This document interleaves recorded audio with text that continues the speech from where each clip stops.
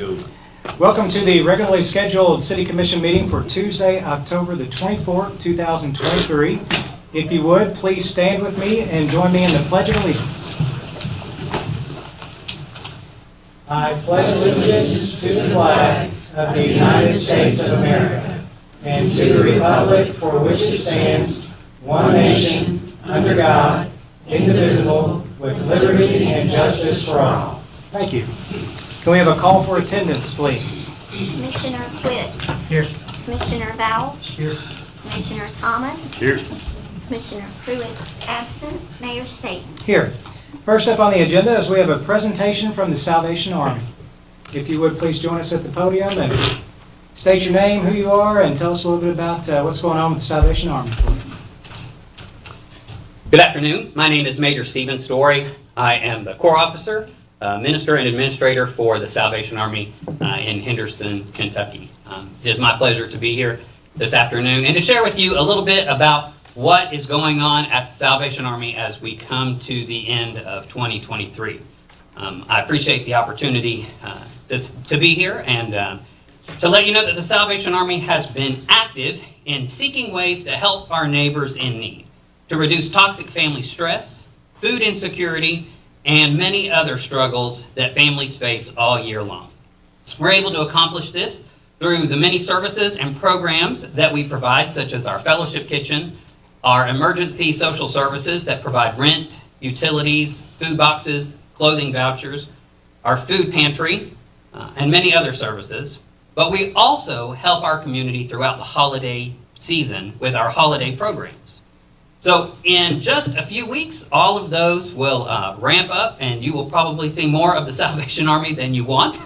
But we are glad to be out and about in the community. On November the 23rd, we are excited to restart our in-person Thanksgiving dinner. So we will be hosting a Thanksgiving dinner at the Salvation Army in our gymnasium from 11 a.m. to 1 p.m. on Thanksgiving Day. We are looking forward to that, and we're in need of volunteers to help with that program, to help set up, to help serve, and yes, even to help clean up. Soon, a familiar sound will begin to fill the air, as on November 17th, our Red Kettle campaign will begin, and the bells will begin to ring across Henderson and the surrounding communities that we serve. We are also looking for volunteers and sponsors to help with that program as well. And then in just a few weeks, we'll also begin to see angels appear. Not that there aren't already angels in Henderson and the area, but these angels begin to show up on trees in businesses and churches all around our community. On each of those trees, an angel will represent a young boy or a young girl who is in need of hope and happiness this Christmas. And if you're interested in any more of these programs, if you're interested in volunteering or helping to sponsor any of these programs, individuals, families, groups, we are happy to have anyone volunteer or receive more information. Can reach out to myself, Major Stephen Story, or my wife, Major Sandra Story, by calling 270-826-4472. The past year has been a lean time for the Salvation Army financially, and due to several unexpected expenses, we've had to make adjustments, but thankfully, we are still able to provide the much-needed assistance to our community. I could share with you countless stories of men, women, and children who have come to us feeling hopeless, but leave with a renewed sense of hope. As the holiday season approaches, we're optimistic and positive in our outlook. The communities that we serve have been generous in the past, and we know that they will be generous this holiday season. Each dollar that we raise and spends brings help and hope. Each toy that we receive and give away provides joy and love. And each person that we serve is one less person who will go hungry, cold, or without hope. I'm thankful for the opportunity today to share with you the work of the Salvation Army. And we are grateful for the help that the City of Henderson has given us in the past, helping not just an organization, but those who come to us in need. Thank you. Thank you, Major Story. We appreciate you coming and give us an update. While he's here, do we have any questions or comments for Major Story? I know you all have probably been taxed in a lot of ways this year to help. You mentioned the financial aspect. But how do you feel where you all are in terms of headed towards Thanksgiving and Christmas season? It's been tight, and we've had to kind of weigh the cost of things, literally and figuratively. But one thing that we have strived to do is to not cut programs, especially those that serve our community. So we're optimistic about coming into this time of year. It's the holiday season, and we know that the community has been generous in the past and will be generous this year. So we go in, like I said, with that positive, optimistic outlook. Great. I will say that Commissioner Thomas and I were in a meeting a week ago, something like that. United Way breakfast, actually, where we had heard some information about Salvation Army and about how tight things were this year in terms of funding needs and things like that. We've had some individual discussions amongst the commission on if there's anything that we might be able to do to help. I don't know, this is actually at a meeting is the appropriate time to discuss it, but do you all think that there's something that we might be able to do to assist with Salvation Army this year? I mean, I'll just say, I think you all do a tremendous job, and obviously the work you do is very much needed in our community. I guess if the board commissioners is on board, maybe I would present a motion to give the $2,500 to provide $2,500 to help feed people during their Salvation Army Thanksgiving Day program. So is that an official motion? Yes. All right. So we have a motion on the floor to give $2,500 toward the Thanksgiving feeding, and second by Commissioner Vowles. Do we have any comments or questions or suggestions? Would that be sufficient enough to get us through Thanksgiving? Yes, sir. Yes. All right. Any other comments or questions? Just say I appreciate the work you all are doing. Thank you. Yeah, very much, very much. We very much admire the work that you do in the community, and I'm happy to call for a roll call on this specific motion. Commissioner Witt? Aye. Excuse me. Commissioner Vowles? Aye. Commissioner Thomas? Aye. Mayor Staten? Aye. And I'll do you one better, too. You said something about volunteers. Yes. My family, my wife and I, and daughter and son, we have been talking about it over the last few weeks. And we would like to come, and all four of us volunteer to come help on Thanksgiving Day. And I actually think that some of our other commissioners on the commission might be willing to come on Thanksgiving Day and help also. I can be there early. I have to cut out, but I can be there early to help cook. Thank you. Thank you. Thank you very much. All right, so we'll get that coordinated with you. And again, thank you so much for the work that you do in our community. We're happy to support you, and we're happy to come out and help volunteer and fill that need for you. Thank you, sir. We're thankful for your all support and for this gift. This will be a great help to us. Thank you very much. You're welcome, sir. Have a good day. Thank you. Next up, we have a presentation for the Henderson Tennis Club. Yes. Good afternoon. Good afternoon. Dane Shields, resident of Henderson County, Kentucky. Been the chairman of the Henderson Tennis Club for many years. And I'm here with members of the tennis club to give you a favorable update on a piece of real estate located here in Henderson County within the city of Henderson on the riverfront. I have two awards that I'd like to kind of pass among this city commission. The Henderson Tennis Club, whether you knew it or not, we're in partnership with the city of Henderson. The first award is the 2023 Outstanding Tennis Facility Award, Wow. sponsored at the U.S. Open, Flushing Meadows, to Melanie Humbert and the Henderson Tennis Club in recognition of the Doc Hosbach Tennis Complex. This is a national award that follows a state award in 2013 of the Tennis Facility of the Year in the Commonwealth of Kentucky. Also, we have from the Henderson County Board of Education, we have a certificate of partnership awarded to the Henderson Tennis Club for being an outstanding community partner. And I'd like to just give you a little bit of an update on the state of tennis in Henderson County. Many people may pass the Water Street courts and think, what a waste of riverfront property to have a sports complex on the riverfront. Well, we all know that when Richard Henderson established Henderson, the riverfront was dedicated to the public. So we start at Riverview School, we then get to the tennis court, and as you go along the riverfront, all the way down to the ballparks at the other end, that's public land. And the Doc Hossbach Tennis Complex started on that riverfront in 1948. Before then, there was one clay court at Atkinson Park.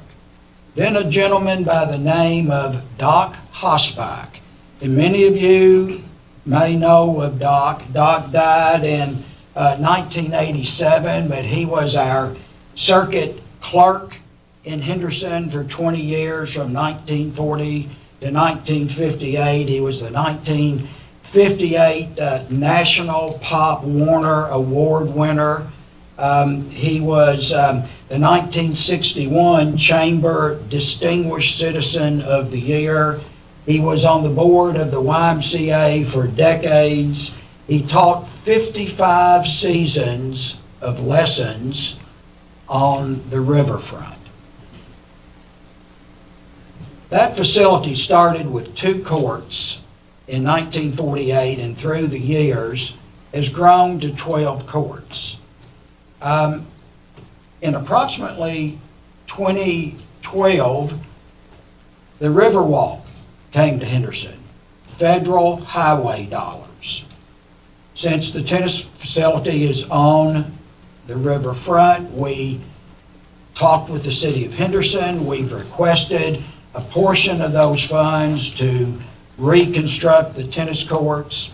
Y'all graciously awarded $1,200,000 to redo those tennis courts from top to bottom.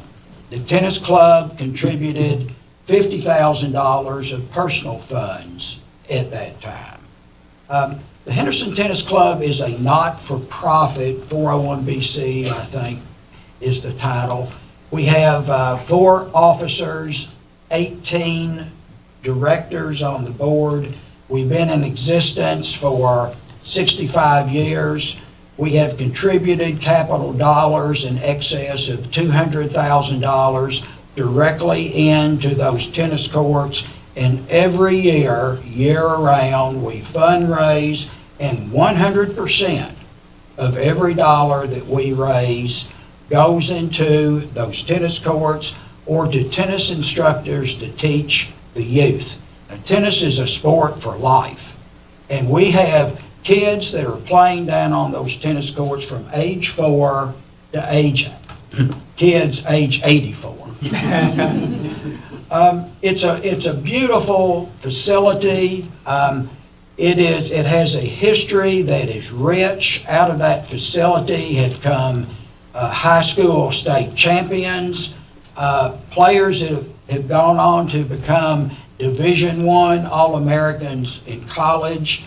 They have been tennis pros to some of the very best tennis players in the world at different tennis facilities out of our little facility in Henderson, Kentucky. Every year, USTA, we have state champions to come out of Henderson. Last year, we had how many? 3. 3 state champions, tennis teams playing for what's called the USTA, which is the United States Tennis Association. And they're the ones who presented this award to the facility owned by the city of Henderson. I say we're in partnership with y'all because through the years, when a capital project comes up, we have been sharing on a 50-50 cost the capital improvements. Y'all have been gracious enough to work with us, and we truly appreciate that. We hope to continue that for many years in the future. Now, within the tennis club, when we talk about working with the public, this is a public facility. It's not a private facility. That award from USTA is to a public facility. Most of these awards by USTA are given to private facilities, big country clubs that have these real fancy courts and private dollars. This is a public facility. We like to invite the public. When we were working with the city of Henderson, when the walkway was coming in, we wanted the walkway to go around the tennis courts, to use that space. That happened. To go through the tennis courts. If you go between the first 8 courts and the last 4 courts, the river walk comes right through the tennis courts. We wanted water fountains installed, so walkers, we had water fountains installed so dog walkers can get a drink there at the tennis court. So it can be a multi-use public facility. We've been sharing that facility with the high school for tournaments, regional championship play.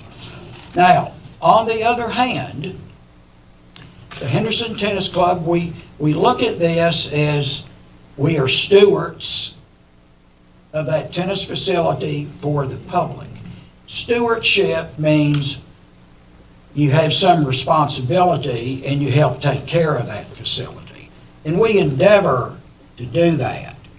If you go down to the tennis courts, you'll notice signs hanging up on the fence that say, traditional tennis only. No skateboarders, no bicycles. We have had on those tennis courts, and these tennis courts, this is not a blacktop piece of parking lot. All of the surfaces on these courts are special rubberized tennis playing surface, specifically adapted for tennis, and it's expensive. Well, historically, we've had bicycles, we've had skateboards, we've had roller skates, we've had hockey teams hitting hockey pucks, we've had soccer teams seeing how hard they could kick soccer balls into the nets. We have pickleball who wants to come in and restripe the courts, which if you do that, disqualifies this facility from USTA league play. We've had 7 state championship tournaments on those courts in the last 9 years. Each tournament brings in approximately $250,000 tourism. We told the city of Henderson, if you rebuild these courts, we'll get tournaments here. And we're able to get tournaments here. 7 out of the last 9 years, we've sponsored state championships here. With the high school recently redoing their 12 courts, we now have a partner where we can offer 24 courts, which gets the big tournaments here. So we look forward to the future. We thank y'all very much for working with us to keep this polished jewel in your community alive and well. Thank you very, very much. Thank you, Mr.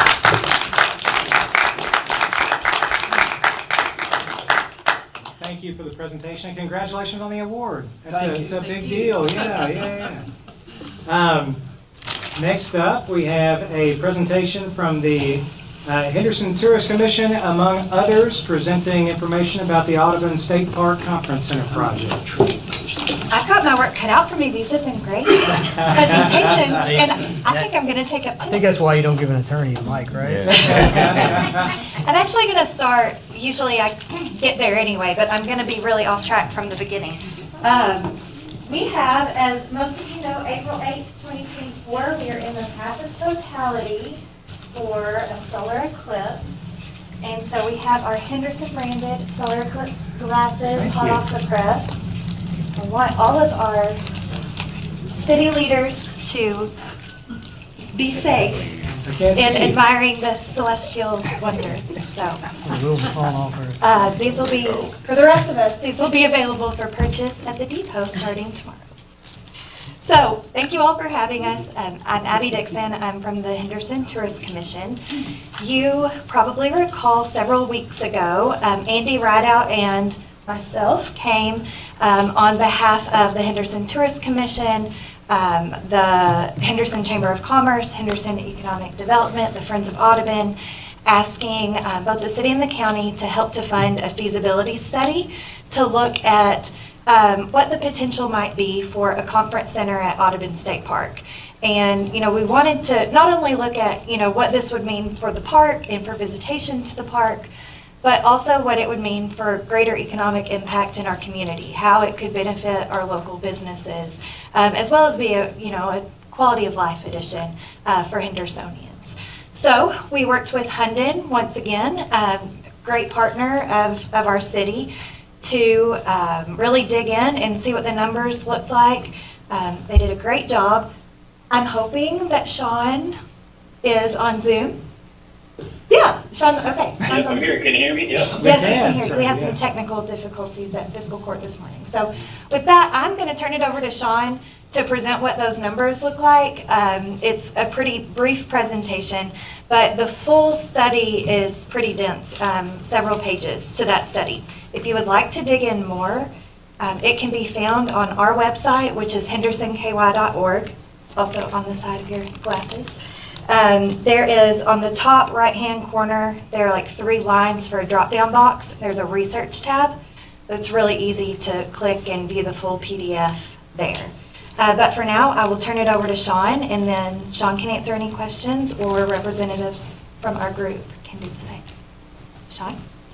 Thanks, Abby. I'm happy to be here today just to present a quick summary of our feasibility report for the conference center at Audubon State Park. Just here to show the concepts that were developed by Skinner Design Associates. It's planned to be located just off the park's recreation lake, providing groups and attendees with a really unique and scenic view during meetings and events.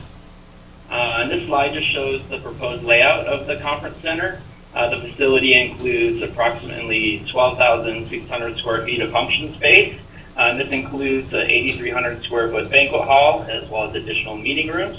The banquet hall itself would be able to accommodate up to 500 guests seated around, really able to accommodate larger groups than Henderson has been able to do before. Estimated development costs for the conference center total $12.8 million, with additional access road costs at $2.4 million, for a total estimated project cost of $15.2 million. The city has proposed that the Commonwealth contribute $10 million towards these project costs, with the remaining amount to come from local governments. Looking at our event projections for the facility, we do estimate that the venue could stabilize at 140 events per year. Of these events, we estimate 25% would be meetings, but the bulk of these events being banquets and weddings themselves. And then in total, we estimate approximately 23,000 visitors per year to the conference center at stabilization. Just looking at a quick look at our revenue projections, by year 5, we project the facility rentals would be amount to around $291,000. And then for catering, we do expect it to be provided by third-party caterers, with the conference center just charging a fixed catering fee per event, allowing groups to bring in their own food and beverage for their events. And then just a quick overview of our operating pro forma. For a facility of this size, we do expect some minimal operating losses. By stabilization, we project just an operating loss of around $50,000 per year at stabilization. We also took a look at estimated visitation. We estimate about 88% of visitors would be day trippers and 12% being overnight guests. This leads to an approximate nearly 1,000 new room nights estimated due to conference center events on an annual basis. And then just looking at spending, because of the conference center, new spending would be generated both on-site at the facility as well as off-site. Stabilization, we project this new spending to amount to about $1.87 million per year. Just looking at a breakdown of this spending, we do expect over 30 years on-site and off-site spending would total approximately $78 million. This direct spending also leads to indirect and induced spending in the local economy, and that's expected to total approximately $123 million over 30 years. And also because of the spending, new jobs would be generated by the on and off-site spending. We estimate this would amount to $49 million in net new earnings over 30 years, supporting 24 full-time equivalent jobs.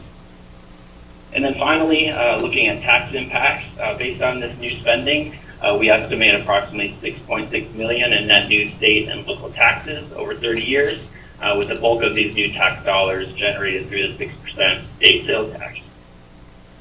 I know that was a quick summary. As Abby said, we have our full study online, and so it opens up any questions that you guys have. Does anyone have any questions or comments for the people from Hunden about the study, or for Miss Abby from tourism? I'm curious because there was something that came up through our months of discussing this particular project. And I see David Miller in the back, and you may be a little bit more apt to be able to answer this question, but there was a comment that came up about how many bus loads of children that come to Audubon Park on a yearly basis. And I think the comment was that you all receive over 100 bus loads of kids a year. Is that accurate? Am I remembering that correctly? It's probably a little bit more than that. Typically during the school year. Do you mind to? Oh, sorry. Do you mind to come up so that state your name and your occupation and then answer the question, please? My name's David Miller. I'm the park manager at John James Audubon State Park. I recently transferred from Lake Barkley State Resort Park in December. We typically would probably be closer to about 120, 125 bus loads is what we've been averaging over the past couple of years. So, and those can range from 25 kids to 72 kids like we had on last Thursday. So we get a pretty good little volume of children that were from Vanderburgh County to Hopkins County to pretty much from all around the area. And typically, whenever you host them and you need an indoor space, where do you put the kids? It's a little difficult, especially when the volume of chaperones. We usually attract quite a few chaperones with the group because they love to come to the museum as well. We really have to kind of divide them up throughout the interior, which is not the best for that type of attraction or visitation to the park. You want to try to keep them together and stuff. So in addition to that, you've got the summer programs that you do with the nature and the art programs? Nature, art programs, certainly, yeah. So anytime we have inclement weather or the challenge course, we do a lot of outdoor activities with the kids as well to try to get them out moving around, as far as adults as well, with some training classes with team building and stuff with our challenge course as well. So sometimes weather's not perfect for those events, so this space could also potentially help us with those items as well. Gotcha. Thank you. I just wanted to, when we've been talking about this project over the last several months, we've talked about the benefit to the city and the county of Henderson in terms of being able to fulfill a vision need and do a number of other things, but we haven't really talked about how beneficial it will be to the actual park itself and your operations and the kids that come and things like that. And certainly, on a day-in, day-out basis, it would be a major benefit. Gotcha. Thank you. Thank you. Abby, do you have more for us? This morning we touched on kind of where we are in the process and what the next steps might be. Would it be helpful if I Sure. Okay. Sure. So, of course, and I think it's important to our group that this is clear. The money from the state has not yet been allocated. So right now we're working with legislators in Frankfurt to really sell the project and show how it could be a benefit to us locally, but also for the state park system. So that $10 million ask, we are hopeful that will be its own line item in the state budget. That has not happened yet, but I think our group is working really diligently to do everything we can to have those conversations and hopefully present to the Appropriations and Revenue Committee early on in the session to make that happen. So that would be the next step ultimately in the process get the seal of approval that that 10 million will come from the state. Are there any other questions for the Friends of Audubon? The one thing that I wanted to make sure while we're in a public meeting to cover is that we have had some people who have brought up some concerns about how putting a convention center back in Audubon Park might take away from the park in terms of the development of it and things like that. And I was just wondering if there was somebody who might be able to speak to how the conference center would fit in with the existing infrastructure at the park and how invasive it actually would be to the park itself. I'm Andy Rudout with Friends of Audubon. In my opinion, and I think the opinion of the Friends of Audubon, this project is going to on an existing site of an existing building. We're utilizing existing infrastructure, existing parking lot. There'll be very minimal disturbance to building this facility. So we're taking a part of the park that is underused now because of a dilapidated building, and we're basically reinventing that area and hopefully put it back in service. That's the way I think Friends of Audubon sees it, and I think Audubon employees would probably agree too. Well, and I think that, when I read some of the concerns, I think the general public may not have a good placement of where that would go in the park, because when you hear about the conference center, the first thing you think of is how many trees they're going to have to clear out to put this thing back there. And if you're from Henderson, you grew up here, and you know where the beach area used to be, and then you know that there's 300 to 400 parking spots already back there. And like you said, the old boathouse that's built into the side of the hill, the conference center would go on top of where that is.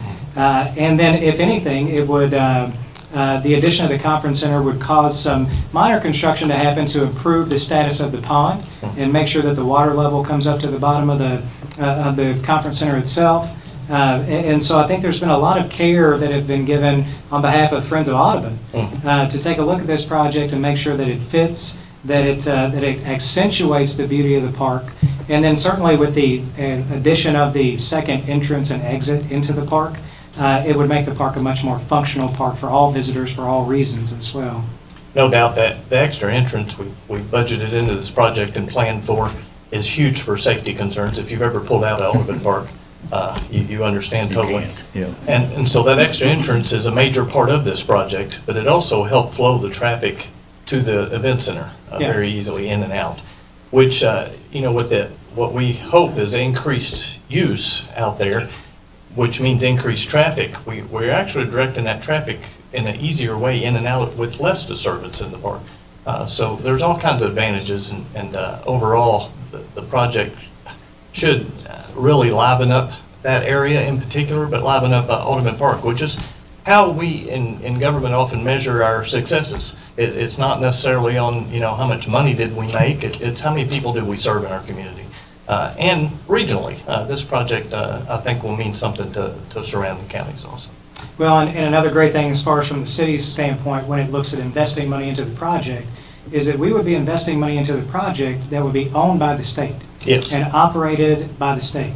And so for us, if we chose to go this direction, and if the state chooses to give us the $10 million toward the conference center, and we have to come up on a local level with the extra $5 million from city or county or other means, then we would get the conference center for our investment, but we're not tying ourselves to a project that would lose money from our taxpayers if it ever did lose money. And I've spoken with David on a number of occasions on how he would like to operate it in the park, and he comes from a convention center park himself. And I have reason to believe that with his management and the facility of that nature, that there's a good chance that it might make a little bit of money for the state and for the park also. So We're lucky to have David's experience here, and it's played into this project very well. So. yeah. I'd say we'd be very, very fortunate if the state were to invest that kind of money into the park. It's a no-brainer, in my opinion, for the local government to partner on this project, not having the risk of managing it later. It's just a good deal. How long has it been since the park's seen that kind of investment in the past? How long has it been since we saw that kind of investment in the state park system? It's been a while, I know. I'd say maybe the early 90s. Yeah. The time is now. And the big piece for me and And, you know, I'd be fully in support of it is, you know, we need a convention center that can hold more people than what we currently have. A place you can have a whole lot of people. This would fill that need. It'd be, I think, big And a benefit second, for and the a quality second of life. entrance to, into Ottoman Park. Yeah, it would serve as a complement to what we have and not necessarily competition to what we have. I think it would bring up everybody and not take away from anybody, so. No doubt. Thank you all so much for putting in the time and effort and coming to give us an update. I appreciate the Friends of Audubon for bringing this project forth several years ago. When we first took a look at it, 2014, something, I mean, it was a long time ago. I think the Friends of Audubon talked about it since 2007. 2007, yeah, I knew it was a while ago. It's nice to work off of that original idea and partner with you all, and I'm optimistic and hopeful that we can make something happen. Thank you all very much. Thanks. Thank you. Last up, we have a presentation from Henderson Leadership Initiative on the I-69 Roundabout Art Installation Project.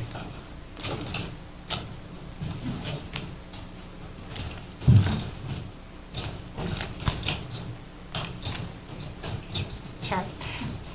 Amanda Hardy with the Henderson Leadership Initiative. I'm Kelly Douglas with the Henderson Leadership Initiative as well. So a couple of months ago it's been since we last came and presented our idea about what our project was going to be within the Leadership Initiative class this year.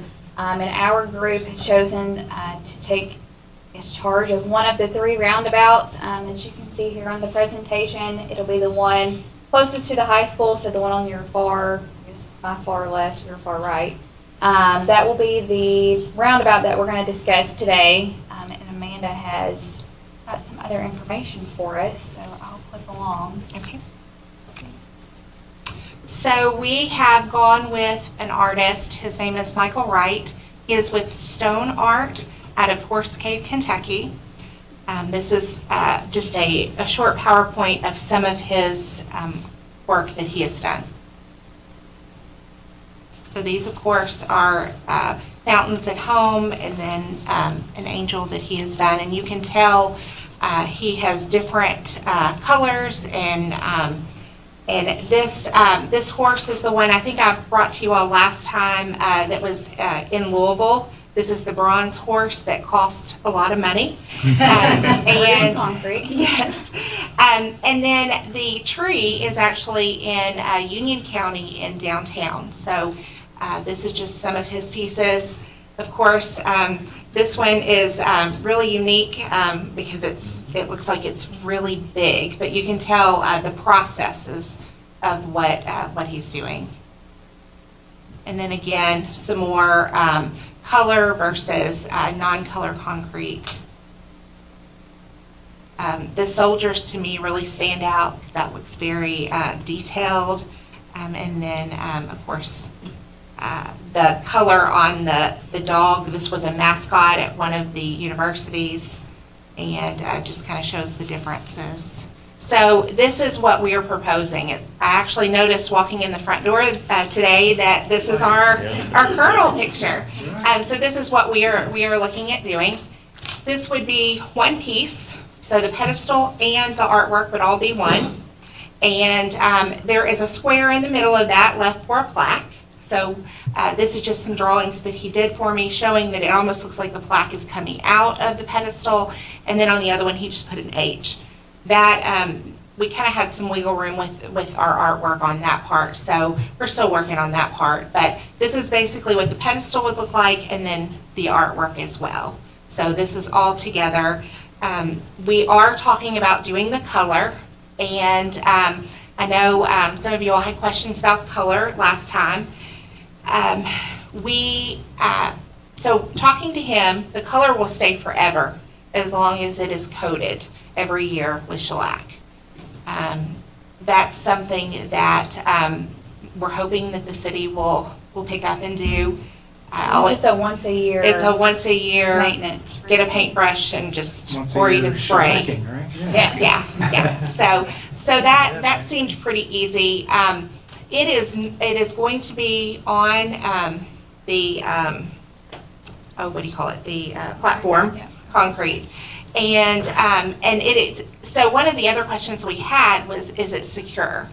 Well, this is going to weigh so much that it secures itself. So it will all be one piece, and like I said, it would have to have something huge come in there and knock it over, or it's gonna hurt whatever hits it.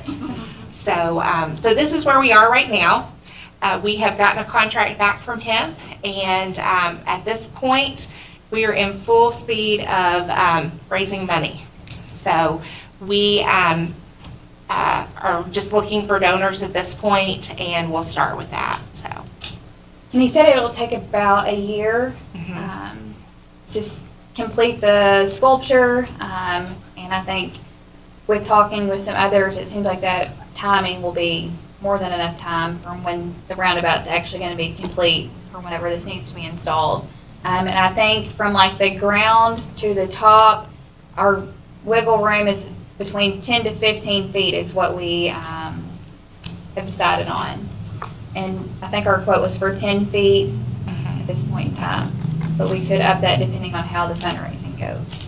And one just quick thought, I know we had talked at the last meeting we were here about trying to find somebody local. One thing I did find out about him is he is in Barron County, but his mom and grandmother grew up in Henderson and went to Henderson High. So we were like, great, we got some Henderson High.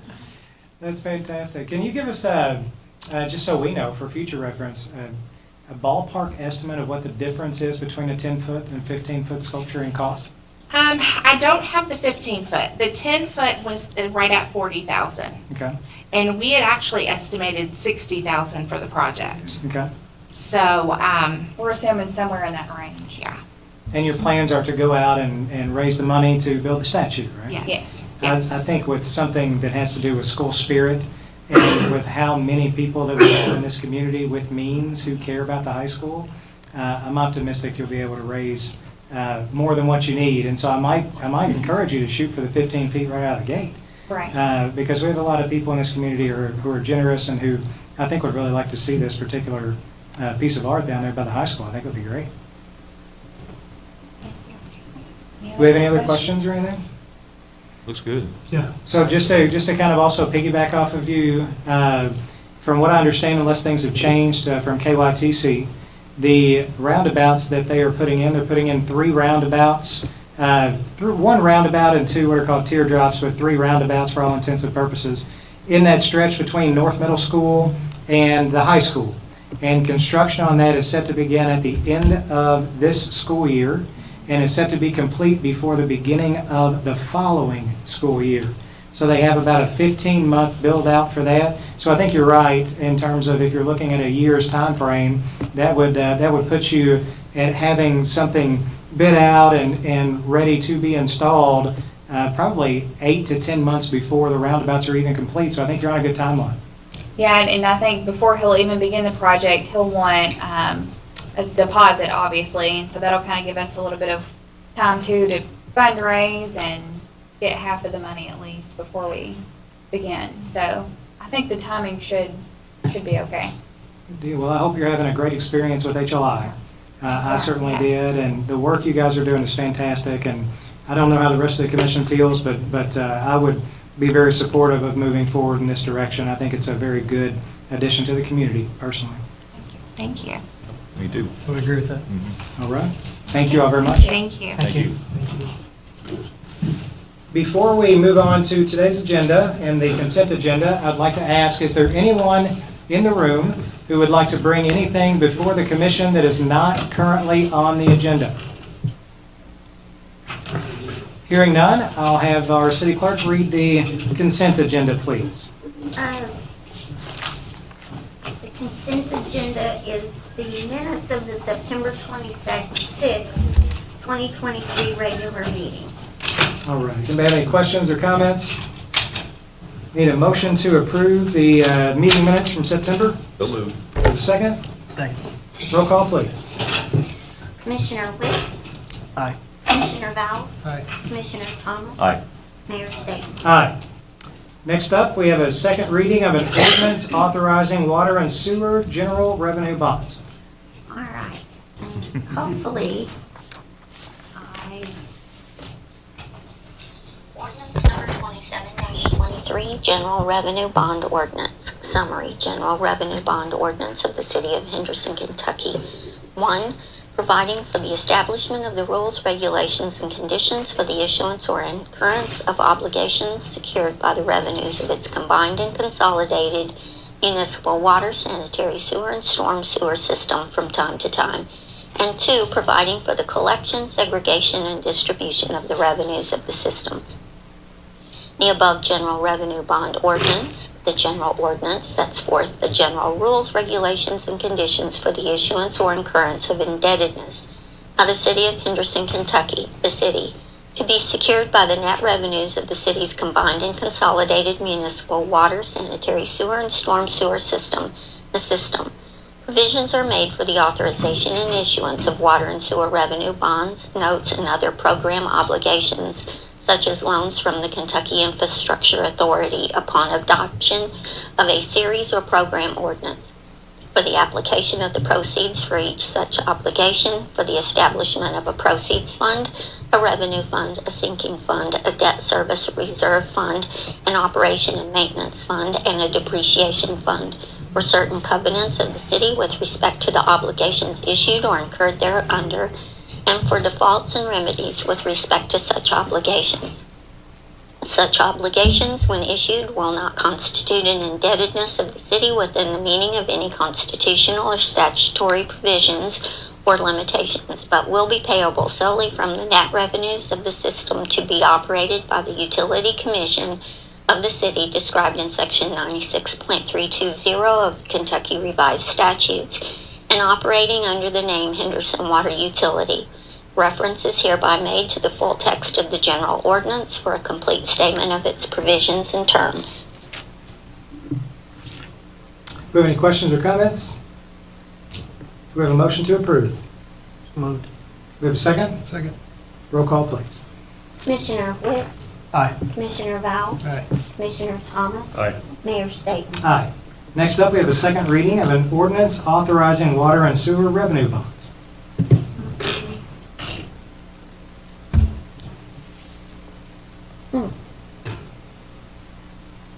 Ordinance number 28-23, Series 2023A Water and Sewer Revenue Bond Ordinance. Summary.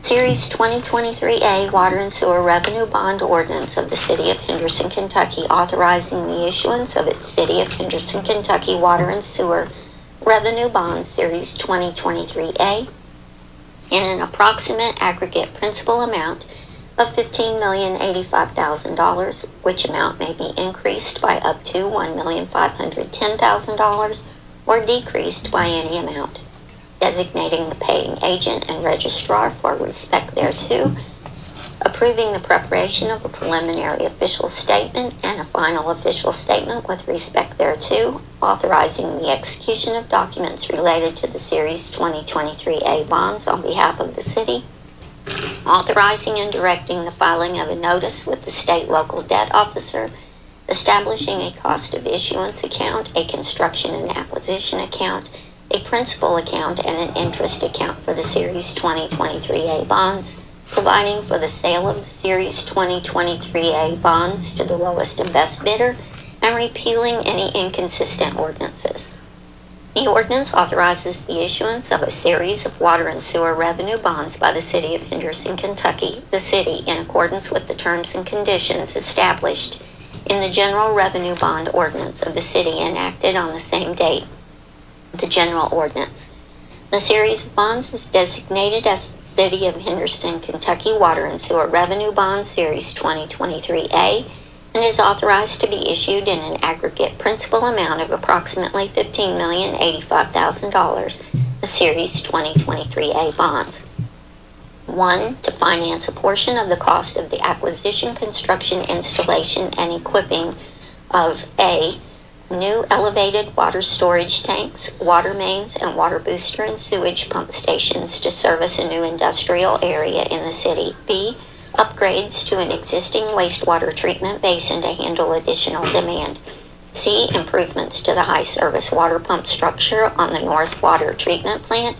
D. A new water intake and water main at the South Water Treatment Plant. E. improvements relating to sludge processing at the North Wastewater Treatment Plant, and F, new consolidated administration and operations center, collectively the project, all to be utilized by the city in connection with its existing combined and consolidated water, sanitary sewer, and storm sewer system. The system. 2, to fund a debt service reserve. 3, to pay the cost of credit enhancement for the Series 2023A bonds. And 4, to pay all or a portion of the cost of issuance of the Series 2023A bonds. The Series 2023A bonds are to be secured by a first lien pledge of the net revenues of the system under the ordinance and the general ordinance. In connection with the issuance of the Series 2023A bonds, the ordinance also approves 1, preparation and distribution of a preliminary official statement and final official statement. 2, the official terms and conditions of the sale of the Series 2023A bonds. And 3, the execution of a continuing disclosure undertaking. The Series 2023A bonds are to be sold at advertised public sale in accordance with the provisions of Chapter 424 of the Kentucky Revised Statutes, or by the solicitation of proposals as required by law. The Series 2023A bonds are to bear interest and be payable at such rates and on such interest payments dates as shall be established upon their sale. The ordinance provides that no Series 2023A bond shall have a stated interest rate in excess of 7% per annum. Do we have a motion to approve, please? So moved. Do we have a second? We have a motion and a second. Any comments or questions? Roll call, please. Commissioner Whitt? Aye. Commissioner Bowles? Aye. Commissioner Thomas? Aye. Mayor State? Aye. Next up, we have an ordinance authorizing a city for general obligation bonds.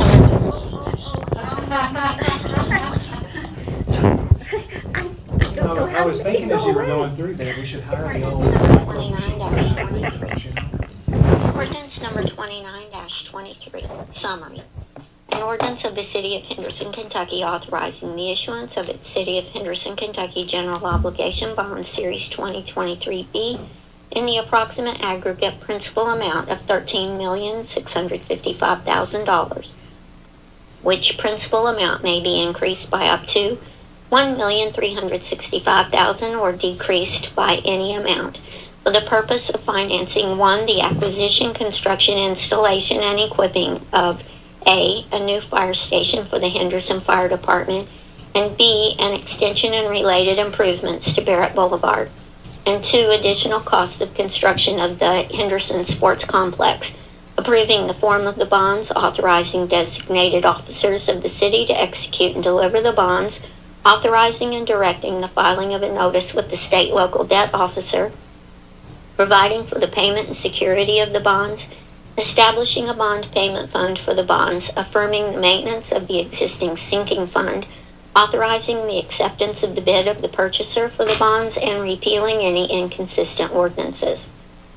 The ordinance authorizes the issuance of the City of Henderson, Kentucky, the city, of a series of general obligation bonds to be designated as the City of Henderson, Kentucky General Obligation Bonds, Series 2023B, the bonds, for the purpose of 1, financing all or a portion of A, the additional cost of construction of the Henderson Sports Complex, and B, the cost of the acquisition, construction, installation, and equipping of a new fire station for Henderson Fire Department and a street extension and related improvements to Barrett Boulevard, collectively the project. 2, paying capitalized interest on the bonds if desirable. 3, paying the cost of any credit enhancement for the bonds. And 4, paying the cost of issuance of the bonds.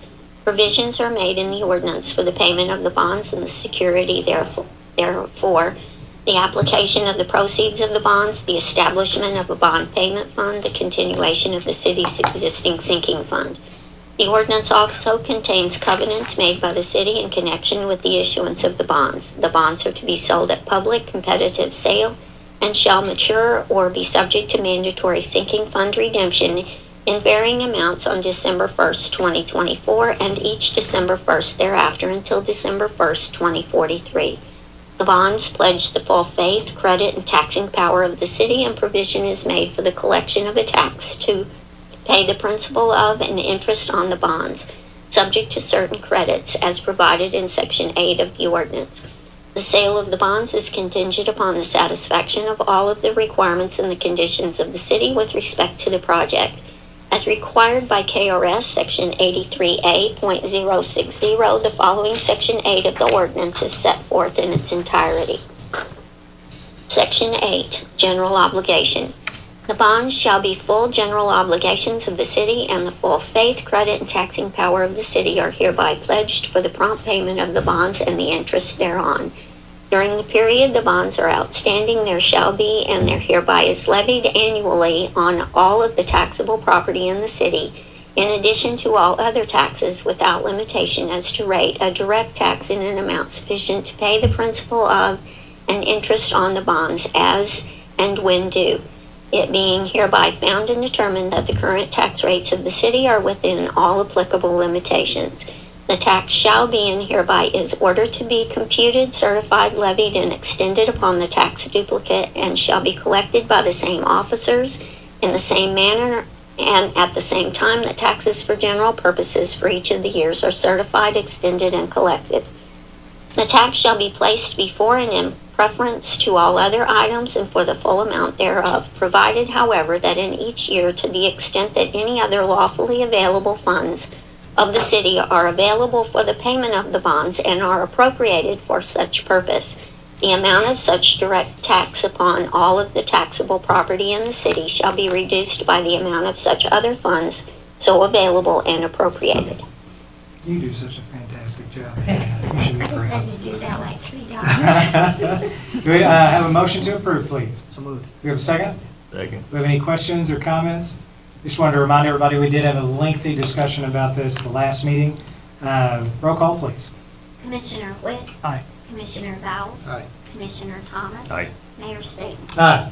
Next up, we have one first reading on the agenda, and that is a first reading for an ordinance amending Pratt Industry Building Revenue Bonds. Ordinance number 30-23. Summary. An ordinance of the Board of Commissioners of the City of Henderson, Kentucky, authorizing A, the issuance of its industrial revenue bonds, Pratt Henderson Corrugating LLC project, taxable series 2023, in a maximum aggregate principal amount of $160 million in one or more series for the benefit of Pratt Henderson Corrugating LLC, and B, the execution and delivery of a bond purchase agreement, lease agreement, and payment in lieu of taxes agreement for each such series and other related documents. Number 1, the amending ordinance amends and supplements an ordinance of the city previously adopted on December 22nd, 2022, the prior ordinance entitled, An Ordinance of the Board of Commissioners of the City of Henderson, Kentucky, authorizing the issuance of $160 million maximum aggregate principal amount of its industrial revenue bonds, Pratt Henderson Corrugating LLC project, taxable Series 2023A, authorizing the proceeds of the Series 2023A bonds to be made available to Pratt Henderson Corrugating LLC, a Delaware limited liability company, for the purpose of financing the acquisition, construction, installation, and equipping of an industrial building, approving the sale of the Series 2023A bonds to Pratt Corrugating Holdings Incorporated as the purchaser thereof, approving and authorizing the execution and delivery of a lease agreement, a trust indenture, a bond purchase agreement, a pilot agreement, and other related documents,